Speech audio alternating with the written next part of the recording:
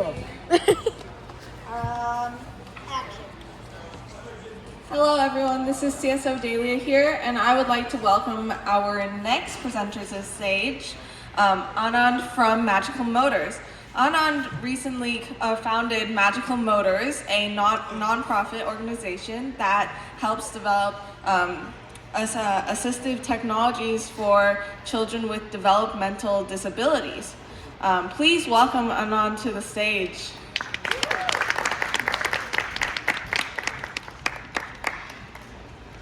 Woo!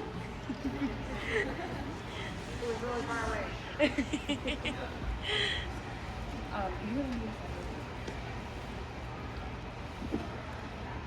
Hi everyone, my name is Aanand. I'm a junior at Basis Phoenix.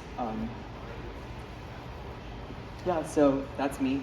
I'm a junior at Basis Phoenix. I turned 17 last week. Happy birthday! The 15th. The 14th. Nice. So I like to describe myself through that triangle over there. So this is essentially what I'm interested in. Music, medicine, and volunteering. So I made it a triangle because, I've taken my interests by combining all of these, and I really enjoy doing that because it allows me to explore a field that's relatively undiscovered, and I really take interest in doing that. So I'll tell you how I got started with my organization, Magical Motors. So as a way to explore music and volunteering, I started volunteering at a music therapy facility for kids with disabilities. And there I found that kids really don't have that many options to gain mobility on their own.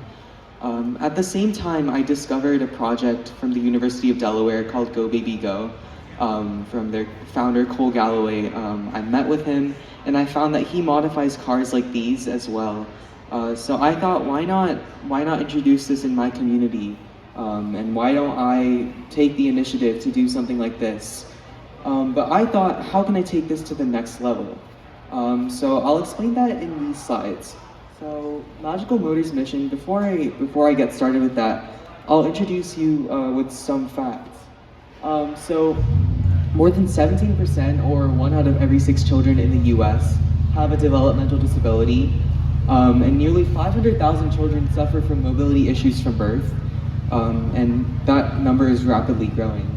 At the same time, there are 0 electric wheelchairs that are available for kids under the age of 2. But you're probably wondering, can't kids ages 3 to 8 use pediatric electric wheelchairs? Could you go back? So yeah, you're probably wondering that, but electric wheelchairs, most of them cost around $25,000 and take about 5 years to receive, which, as you can probably imagine, massively inhibits them from exploring ways to overcome their disability. And by modifying these ride-on toy cars, we're making an enormous difference in the community. By we, I mean both you and I, because we're disrupting the electric wheelchair industry. We're providing a cost and time-effective alternative to these electric wheelchairs. And we're letting them have a fun and entertaining experience while exploring mobility. So I just want you to think about this for a second. Imagine if you weren't able to move freely. For example, go trick-or-treating with your friends, or just any mobile activity like that. Imagine if you didn't have those freedoms. And this is essentially what these children go through because they can't move on their own. And so what we at Magical Motors try to do is instill this sense of individuality and independence within them, and allow them to move independently. So yeah, like I said, every child deserves the right to move, and at Magical Motors, we aspire to fulfill that mission. So our mission, we have 4 goals in mind. So our main goal is to provide a cost and time-effective assistive technology to kids with developmental disabilities. In addition to that allows these children to foster and improve their motor, social, and developmental growth. And what we also try to do is connect educational constructs with innovative solutions. And this is all done to promote and grow an inclusive environment. So this is essentially what we do. So we modify these ride-on toy cars, which are bought from stores like Target, Walmart, Amazon, and we modify them so that they're hand-controlled instead of foot-pedaled.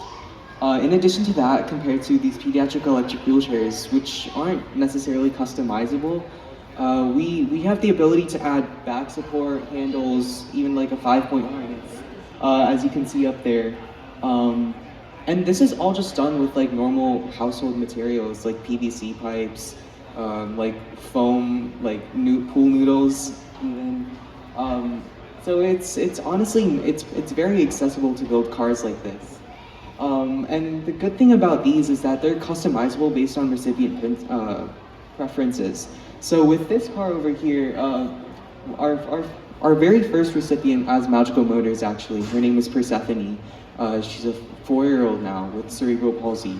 And she really liked princesses, so we were able to, this is just the beginning, but we were able to customize it with princess stickers all around and her name in cool stickers. So in addition to that, so that's essentially where Go Baby Go stops. And so I thought, how can we take this one step further?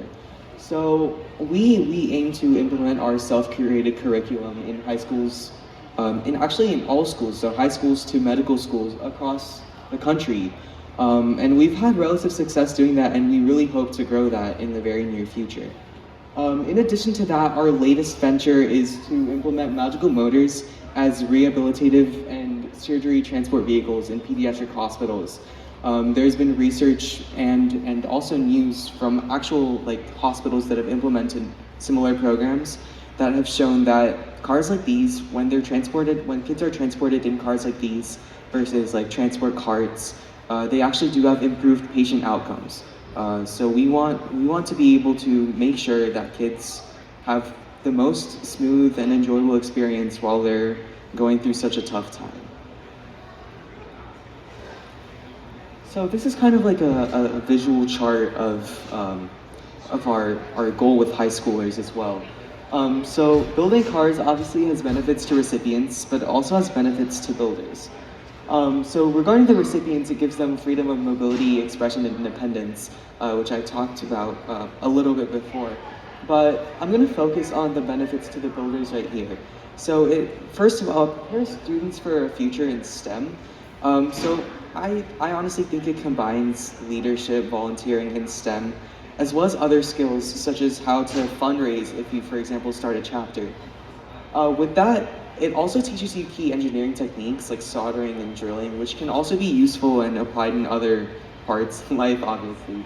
In addition to that, it teaches compassion and teamwork, giving back to your community. How do I reach out to people that I'm directly involved with to help them and make a more equitable and inclusive environment? And so yeah, all of that just leads to inclusivity. So these are some of the initiatives we had so far in the past. I started Magical Motors about 2 years ago, and so I'm very fortunate that I've had the opportunity to collaborate with all the organizations. So one of our main ways that we reach out to the community and allow them to build cars is through build events. So we're essentially what we do is we build 3 to 5 cars with a group of high schoolers. We've done high schoolers, we've done undergraduate students, we've done medical students. Next year we'll actually be doing residents. So we've done that with the University of Nebraska Medical Center as well as the U of A College of Medicine Phoenix, and the CSAPWEDE Foundation as well, and Union Pacific. We've also gotten some grants which have been able to fund our build events and just modifying expenses. We've also gotten a few awards from Taco Bell. We've also collaborated with Excel, which is a therapy organization for kids with cerebral palsy. We've worked with them. We've worked with Southwest Human Development. We presented at their Makers of Change Assistive Technology competition, which was, I believe, a month or 2 ago, which was really fun. And yeah, we're also working with hospitals like Valleywise Health and Phoenix Children's to implement magical motors. So I'm going to talk a bit about how you can get involved in this as well. So you can obviously build cars. I know all of you guys are amazing and are amazing change makers in the field of STEM. And so you guys could build cars, even start a chapter if you're interested. Contacting friends and families if you know anyone, if you know any children with a developmental disability that could possibly be benefited from this.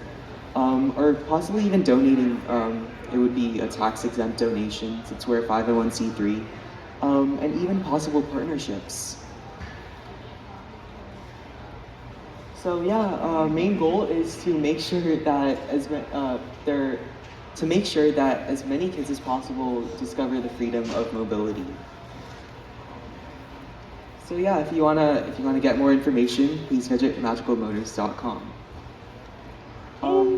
Yeah, thank you.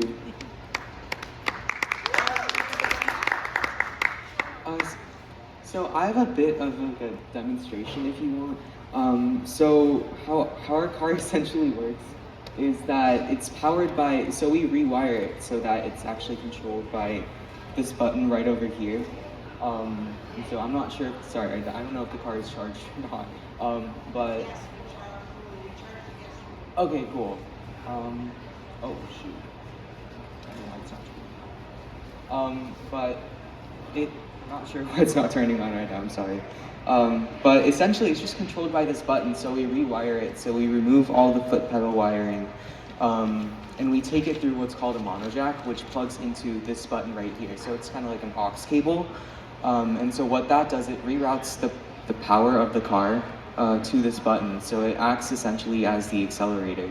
And in addition to that, so these are essentially all the pieces that we need to build a car like this. So that's the big red button. Obviously it's not red right now, but it's usually red. Zip ties are attached to it. There's speaker wire that essentially just makes the connection, that allows us to run it like through a longer distance. There's also a kill switch in some cars, which is that like little switch thing right over there. It's essentially a safety mechanism for parents in case kids start running away with their car. So we implemented that as well. There's also a kickboard over there for back support. So like I said before, you can use almost any household material to build a car like this. There's also the mono jack piece, which is at the right side. Right over there. So that allows us to run it through that button over there. There's also those disconnect pieces, which are to the left of the mono jack. So all of those allow us to connect, I guess just like run more wire through. That connects to the speaker wire. In addition, there's also a relay in case we want to modify cars with a higher voltage. Obviously, just other tools like a screwdriver and a crimping tool. So yeah, that's about it. Thank you so much to SciTech for allowing me to present today. Thank you, Aanand, for such a great presentation. It was really inspiring as also a junior in high school. And I'm really excited to see where Magical Motors will go in the future. So thank you so much for what you and Magical Motors do for the community. Oh yeah, does anyone have any questions for Aanand? Yes. When did you start, and how did you get the idea? So I started in June, July of 2021. So initially my cousin who lives in Omaha, Nebraska, in a pretty small town, but he did this, he modified a car by reaching out to another local nonprofit that had also done a bit of Go Baby Go work. And so that's where I got the idea to, I guess, just diversify and make it accessible to other students across the country. So, yeah. Sorry, what could you say? What is your vision for Magical Motors? My vision is honestly so. I'm a very like aspiring person. So my vision honestly is first to allow kids to experience mobility on their own, as many as possible. Second, to allow high schoolers or any school students to build as many cars as possible nationwide, even maybe worldwide. And finally, to implement our cars in hospitals for kids to use as surgery transport vehicles. Yeah. Thank you so much for coming. We are curious, how does SciTech Institute set up a build party? Oh, honestly, I'd be down for anything. You could just. What do we need to do to set up a build stage? Like 20 volunteers? How much money? What do we need? Okay, so a car usually takes around $250 to build, which compared to the electric vehicles, is pretty minimal cost. But so each car takes about $250 to $300. 4 to 5 volunteers per car. So with 20 volunteers, probably 4 to 5 cars could be easily built. Even if I know nothing about any of this stuff you talked about? Oh yeah, for sure. I'm just curious now. Yeah. Alright, Yeah. we'll set one up. Casey, get on that. How much did you know about the wiring and things like that before you started this program? Did you have that prior knowledge, or was that something that you had to do? No, I had absolutely no knowledge. I'd still say I have pretty minimal knowledge. It's definitely grown because of Magical Motors, but I didn't have any knowledge, which is why I think it's a pretty good initiative for high schoolers. Because if they want to get introduced to the STEM field, I feel like it would be a great way for them to do that. Yeah. All right, any more questions for Aanand? Yes. Yeah, I had one question. So, we have our CSOs with SciTech Institute, and I've seen a lot of different big players that you've talked to, the Phoenix Children's Hospital. So I'd love to know, how do you talk to big names like that, and how do you start those connections? So honestly, it's all about, I call it cold emailing. LinkedIn is obviously very useful. Randomly connecting to people, reaching out to them, seeing what they've done in the past, seeing how we can work with them, and offering perspectives from both sides. It shouldn't be one side. It should be mutually beneficial to both. So I guess also constantly, if they don't reply, make sure to keep on contacting them. So be persistent, but not annoying, I guess. Yeah. Diligence is key. Yeah. All right, so thank you again for presenting. Any last words? No? All right, thank you so much.